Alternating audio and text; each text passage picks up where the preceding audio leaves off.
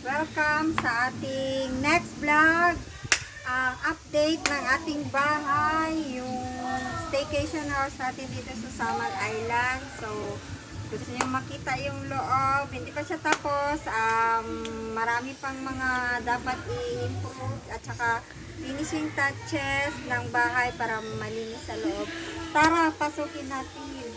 Hello, come on. So, ito yung tiles.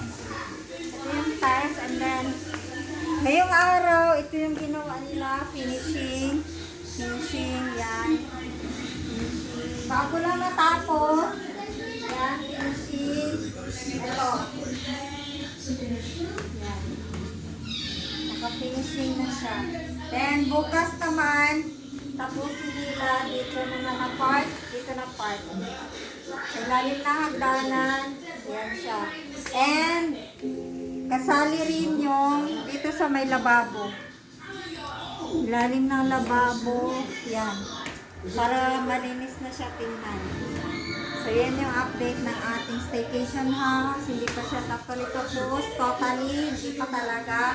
Wala pang budget. Kaya dahan-dahan na lang konti-unti. So, ito yung ating love type bed. May mga sampay sa taas. Hindi pa kasi tapos. So, pag magka-budget, papaayos pa natin yan siya, guys. Wala pa rin siyang double wall. Wala pa rin bintana. So, plano pa natin palagay.